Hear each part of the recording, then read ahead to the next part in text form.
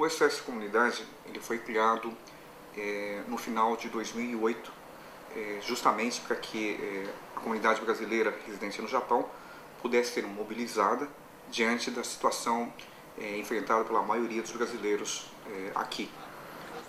No final de 2008, como é do conhecimento de todos, ocorreu uma crise mundial, e essa crise afetou de uma forma bastante direta a comunidade dos brasileiros que residem no Japão.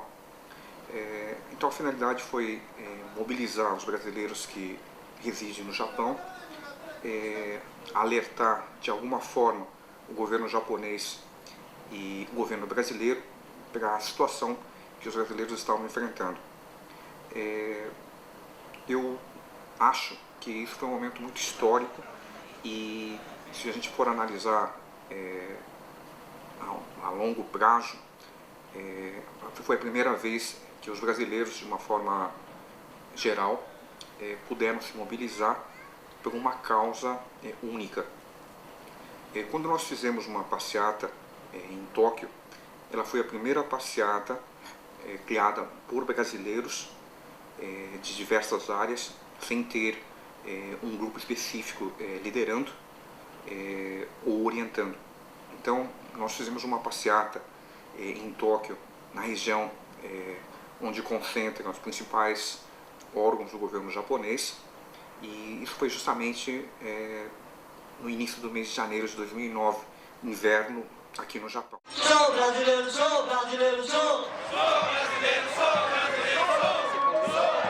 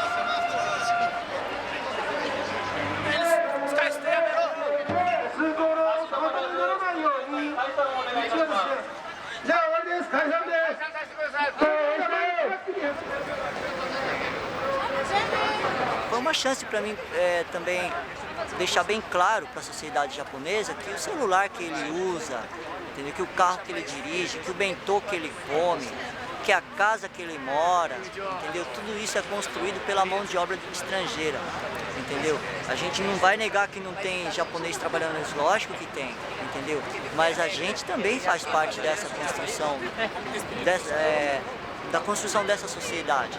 Entendeu? A gente não pode ser esquecido. Chega no momento de crise, eles não estão nem aí, vai, manda embora, entendeu? Não é assim, tem que pensar. Entendeu? Essas pessoas têm família.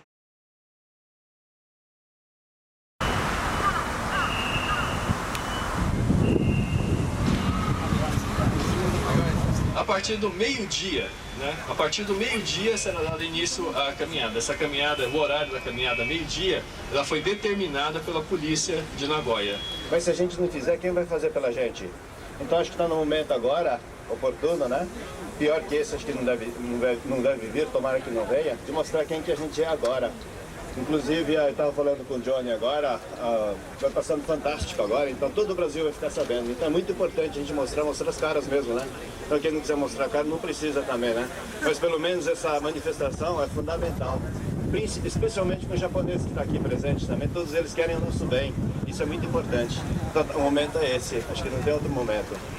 Então, por favor, então, vamos fazer essa passeata de forma pacífica e mostrar nosso real interesse.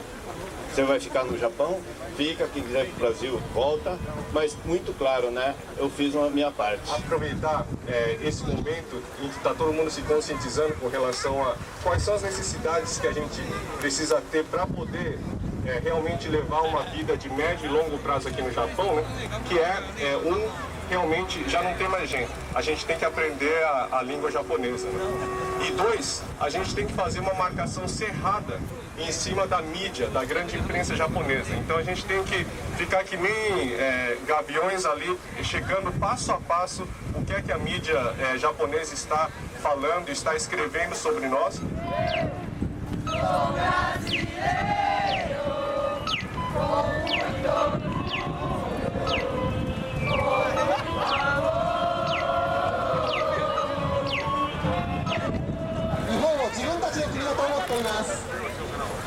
Por causa da crise, muitos brasileiros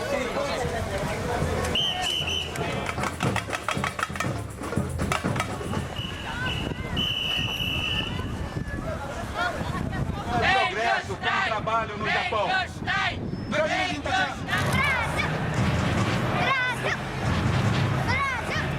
Você vai por um tempo e retorna. Ele pergunta, diz que não vão retornar. Ah, quando melhorar, mas quando melhorar, o que você me assegura?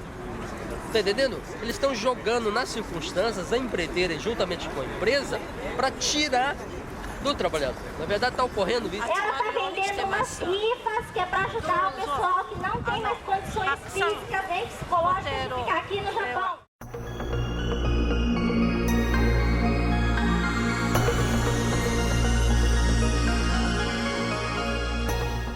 Uma pesquisa com os alunos que saíram. 85% vão retornar ou já retornaram ao Brasil. E uma minoria vai ficar em casa ou vai para a escola japonesa. Eu tive a oportunidade, 2 semanas atrás, de estar participando da passeata em Nagoya. E me senti assim muito triste naquele momento, porque aquele grito que estava acontecendo naquele momento de educação, ela deveria ter acontecido há 10 anos atrás. Então é lógico que hoje é muito difícil para os pais estarem conduzindo todo esse trabalho, conduzindo toda essa situação, vencendo essa realidade. É muito complicado porque não tem trabalho, não tem moradia, enfim, estão desempregados. No Brasil nós temos um fundo de garantia, né? Só que quando um trabalhador é demitido, além do fundo de garantia, a empresa é obrigada a pagar 40% de multa. Hoje o trabalhador está perdendo seu emprego e não tem um jarro para plantar uma flor, ele não dá nem para voltar para o Brasil. Você precisa trabalhar, é maior de idade, mas você não tem acesso ao trabalho. Como a escola japonesa, a escola pública japonesa, ela pode e deve mudar para receber melhor os estrangeiros e dentre eles os brasileiros. Todas as regiões têm uma associação, tem uma NPO de representação. Agora, será que a gente vai conseguir chegar, levar essas propostas até o governo central e o governo central ele vai encarar isso como proposta da comunidade brasileira? Está presente aqui o deputado estadual de São Paulo, né, o Dr. Valdir Agnello, né? O ministro Otávio estendeu esse convite, disse através da assessoria dele que aqui estava acontecendo um evento muito importante, que seria interessante que eu tivesse uma amostra do que está acontecendo aqui. Seguinte, se há possibilidade de pelo menos fazer um estudo para ver se o governo brasileiro disponibiliza alguma verba para que a sociedade, a comunidade se organize melhor, né? Possa se locomover. O que nós queremos aqui cobrar são as responsabilidades sociais das empresas e também dos governos. Né? O que o governo brasileiro poderia fazer assim para nos ajudar? O pessoal do Brasil tem uma ideia totalmente errada da vida que a gente leva aqui. Que a gente ganha rios de dinheiro e não é verdade isso. Penso que saio daqui com algo que parece objetivo para que eu possa trabalhar junto ao governo do estado. Como já foi falado, tem líderes de vários grupos, né? Então não vamos falar de líderes, né? De um líder. A gente vai falar de um secretariado, né? A gente vai fazer, não seria, eu não sei se foi o Beto que falou, mas a gente vai fazer uma coisa horizontal, né? Não vai ser um cabeça em cima que vai controlar ou vai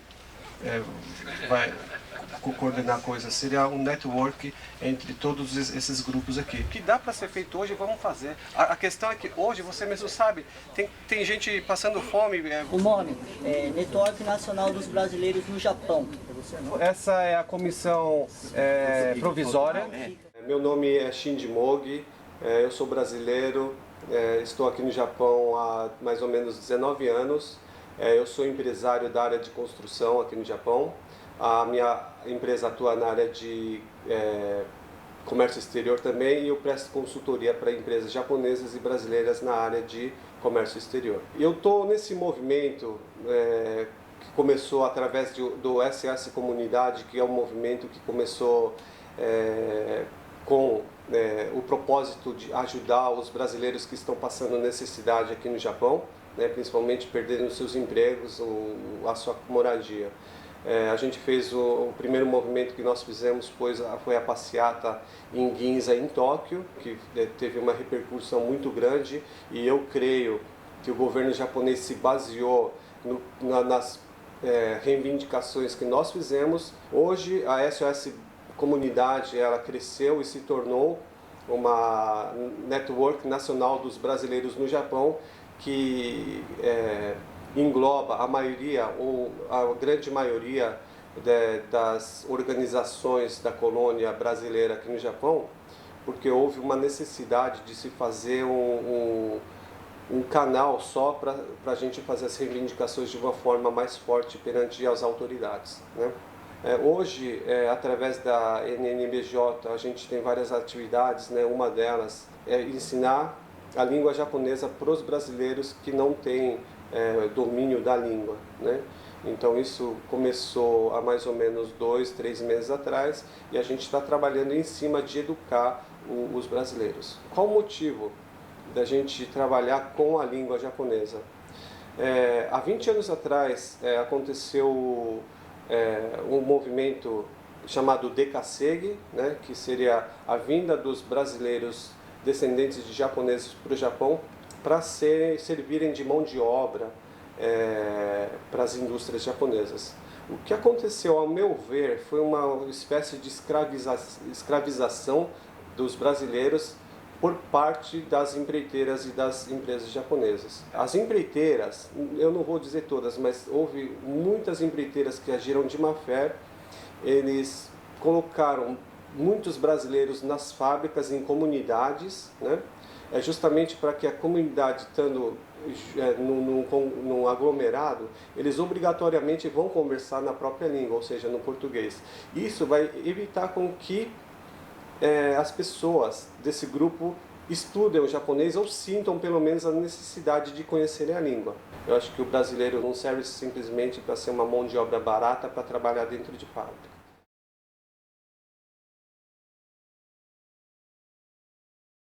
E principalmente da orientação do presidente Lula para os brasileiros aqui no Japão.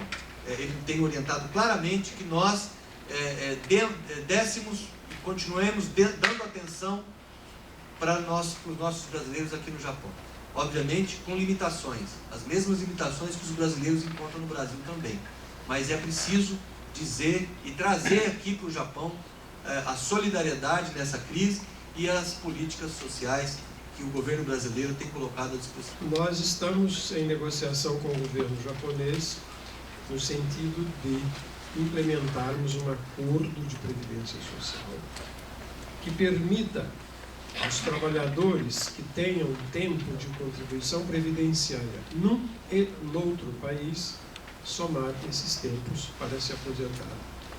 Então, quero dizer a vocês, manifestar nosso agradecimento e nosso contentamento com o desenrolar dessa reunião, muito produtiva na minha avaliação. Levo as melhores impressões da comunidade brasileira aqui no Japão, as preocupações, levarei, assim como o embaixador Otto Maia também levará o seu ministro, eu levarei o relatório dessa visita ao ministro José Pimentel, que levará certamente ao presidente Lula e às autoridades do Brasil, para que a gente possa continuar apoiando, na medida do possível, mas trazendo as políticas públicas brasileiras aos cidadãos e às cidadãs que estão aqui no Japão. Hoje, o Otto Maia também falou, né?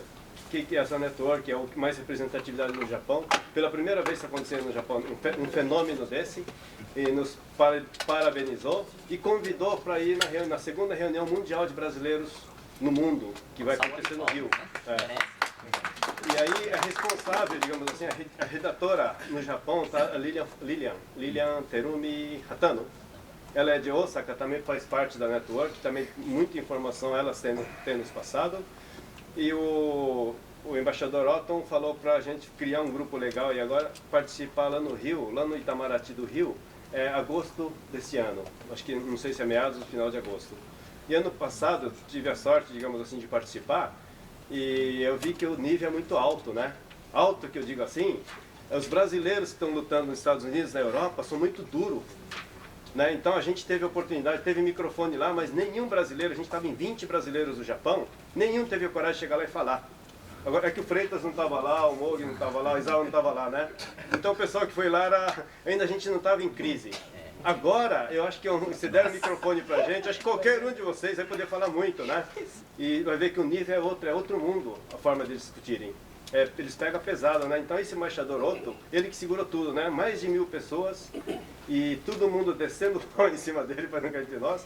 Aí foi o ministro das Relações Exteriores. Então, mais que nunca, agora precisa da participação de todo mundo e todo mundo falar, é isso que precisa ser feito o governo brasileiro, né? E eles estão de olho, tá sabendo.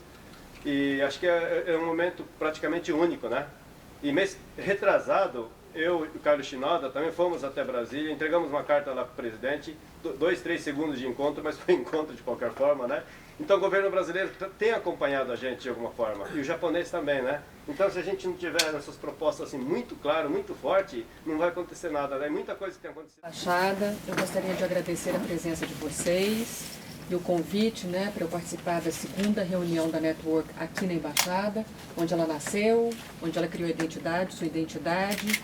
E eu quero dizer que eu fico, como cidadã brasileira, muito feliz de ver a nossa comunidade brasileira organizada de uma forma harmônica, produtiva, e como vocês têm se organizado aqui no Japão. Eu acho que esse é um fenômeno único e eu acho que o Japão, então, nesse sentido, é um exemplo a ser dado como comunidade brasileira no exterior. Gambate! Aliás, a situação da escola brasileira, companheiro, está tão deplorável que só 30 crianças na escola. Dessas 30, 15 ele ensina gratuitamente. Então, nós temos que incentivar, trabalhar e fazer de tudo. Bom, a minha formação sindical é uma formação já no Brasil, né? Eu já venho do movimento sindical desde os anos 80. Eu já acompanhava, né, as greves de 78, 79 no ABC, né, quando os trabalhadores começaram aí a desenvolver um grande movimento para a redemocratização do Brasil. Ao chegar aqui no Japão, no ano de 2000, eu me deparei com uma série de problemas, né, que vivia assim os trabalhadores, com a falta dos direitos sociais, o trabalhador sem shakai hoken, o trabalhador sem ter direito às férias, as mulheres grávidas, né, sendo demitidas assim de forma unilateral. Então isso aí naturalmente já mexeu muito comigo, então eu comecei a desenvolver a atividade sindical e foi justo no Sindicato dos Metalúrgicos, Maquinária e Informática do Japão, que é o JMIU. Então foi a partir daí que nós começamos então a incorporar os brasileiros. A formação da NNBJ para mim foi uma surpresa, porque eu fui convidado para ir na embaixada, mas para participar de uma reunião normal, onde iam juntar algumas lideranças. Na verdade, quando eu cheguei lá, se discutiu bastante e houve a necessidade de já se criar ali uma diretoria para enfrentar os problemas da comunidade. Eu achei isso muito bom, muito positivo, então naturalmente assim eu me incorporei a essa luta. Eu acho que assim que a NNBJ, ela pode jogar assim, um papel muito grande no atual contexto da política, não só das questões da comunidade aqui no Japão, mas também no Brasil. Então eu quero, companheiros, é o seguinte, né, que como sindicalista, como brasileiro, né, eu quero aqui deixar que a minha mensagem de apoio, de solidariedade, de afeto, de coragem, né, e que o trabalhador erga a sua cabeça e vá para frente. Vamos somar as forças para a gente realmente conquistar espaço, para a gente realmente conquistar respeito, para a gente realmente conquistar dignidade nesse país, porque nós somos uma comunidade de trabalhadores, nós somos uma comunidade forte, nós somos brasileiros. Então nós fomos elogiados, né? Porque a comunidade brasileira está digamos, bateando, se esforçando. A network, ela não é mais uma entidade que está sendo criada para disputar com outras associações que já existem. Então, ela é exatamente o que significa o nome, que é uma rede. Então, ela veio para tentar coordenar e tentar servir realmente de uma ponte entre as várias associações e os vários indivíduos que já estão atuando em prol da comunidade, né? Para falar em nome da network, a gente tem que ter sempre claro que a responsabilidade é muito grande, porque deu para ver que só com esse número pequeno de participantes hoje, o quanto de divergência de opinião que a gente ainda tem com relação a várias questões. Então, essas arestas a gente vai aparando pouco a pouco daqui. Toda a reivindicação e consequente exposição na mídia dessa reivindicação que a gente for fazer daqui para frente, ela vai implicar em algum efeito colateral. Por exemplo, setores xenófobos da sociedade japonesa, por exemplo, o pessoal da direita. No começo, em janeiro, 95% dos brasileiros não queriam voltar para o Brasil. Hoje, esse dado mudou muito. Hoje temos 60% dos brasileiros querendo voltar para o Brasil e muitos pegando a ajuda de retorno, né? E 46.600 brasileiros a menos. Nós da Associação Brasil Furiae, desde o início, né, da NNBJ, estamos presentes, porque acreditamos que é uma entidade que ela tem a condição de levar para os governos brasileiros e japoneses todas as propostas que nós, comunidade brasileira, necessitamos levar para os governos.